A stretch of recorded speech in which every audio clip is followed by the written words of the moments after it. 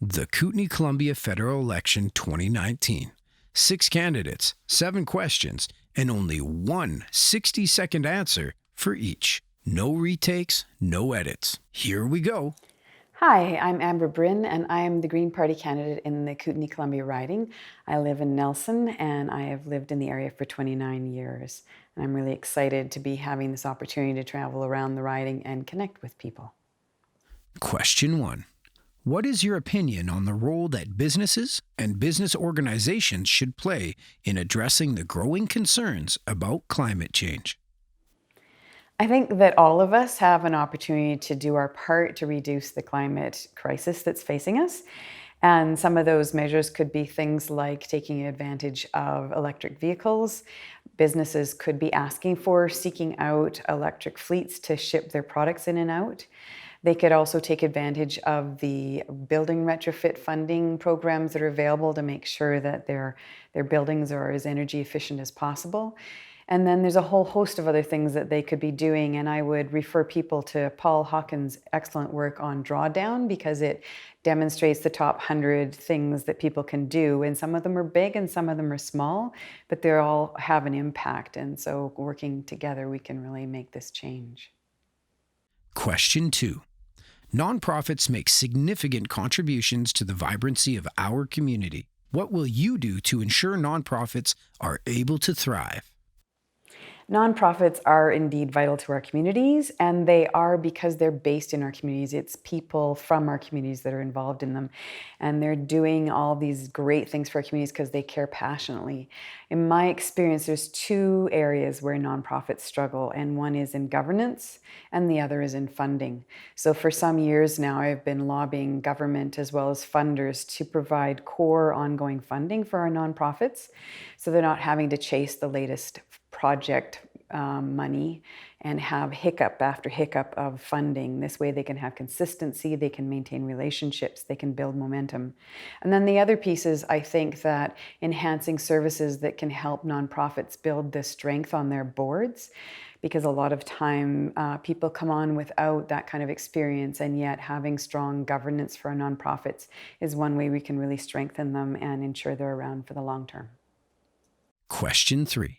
Members of the Kootenay Real Estate Board are calling for a change in the B20 mortgage stress test. They would like to make it more regional in nature to allow the test to better fit with the realities of each real estate market across the country. A regional test would consider factors such as housing market activity, average cost of a home in that market, employment levels, average income, and cost of living in the area. If elected, would your government support this change? If elected, our government would definitely support a change in a regionally adapted stress test for mortgage.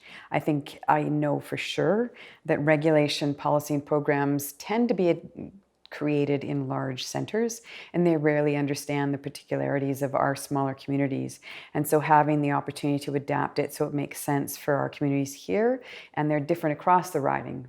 So factoring in a range of different considerations, I think, is really important. So definitely we would support a locally created stress test. Question 4. Where do your government's priorities stand on the need for federal infrastructure investments to encourage the construction of new housing? We feel that there is indeed a need to reinstate support for housing across the country. Clearly, there's a housing crisis, both of affordability and access. In the 1970s, there was such a program, and we'd like to see that reinstated.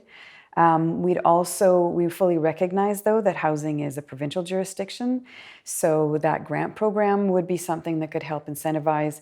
We'd include new and existing housing as eligible infrastructure for funding purposes, so that that would allow the Canada Infrastructure Bank to support provincial and municipal housing initiatives, which would be really great. We'd also restore tax incentives for building purpose-built rental accommodations, because that is also another way we can get our developers to move into a part of the marketplace that hasn't been well served, but would really make a difference in our communities. Question 5. What is your plan to ensure Canada's debt burden remains low and affordable today and for future generations?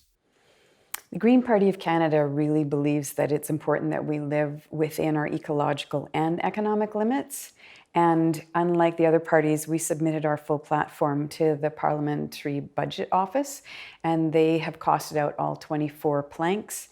And we know that we have the ability to achieve a balanced budget within 5 years, even though it looks like we've got some very large progressive programs in place. We know that we can achieve a balanced budget in 5 years. So that would be part of how we would ensure that there's good fiscal management.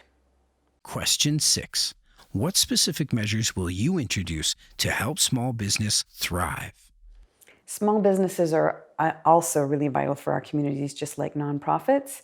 And for most of them, they're struggling in a globalized world and the online options that so many people have. So really encouraging people to support their local businesses is something I've done for a really long time. As a party, we will ensure that the small business tax rate remains level at 9%. That's one thing that's really important. We're also going to enact enabling legislation so there is a right to repair. A lot of people, when they're purchasing large equipment now, no longer have the ability to repair it for themselves. And there are a lot of ranchers and farmers that are incredibly skilled at repairing, at welding, at fixing what they buy, and not having the right, because of the contract, that through the purchase contract, not having the right to repair is, I think, a real problem, and also is quite wasteful. So that's one thing we would do. Another thing that we would do for small businesses, again looking at the farming community, would be to revisit the business risk management program. Question 7. What role do you feel the federal government should play to help our struggling forestry industry? One of the things that I think actually could be a creative solution for helping support our forestry industry, because it's not just about extracting logs from the forest, it's about the whole, all the many jobs that are associated with it. We could stop chasing cheap international markets. There's so much pressure in quite a few sectors to always be trying to export, and I think that we could derive a lot more jobs, a lot more economic opportunity, and a lot more value while maintaining our forest ecosystems if we actually made full value out of the logs and we kept it here in the domestic marketplace. It's not an either or, but I really think we have an underserved domestic market opportunity. And now we end with a 30-second closing speech. I'm really proud to live in the Kootenay-Columbia riding, and I really believe that every one of us has the right to experience a great quality of life here. Two of my burning issues as a candidate in this election, though, are the climate crisis. I think it's very, very urgent, and the Green Party has a strong platform on that. And also Indigenous reconciliation, really coming to understand what it means to live on this land with its First Peoples. Thank you. Video production powered by Artistic Media Productions in collaboration with the Kootenay Real Estate Board and the Cranbrook Chamber of Commerce.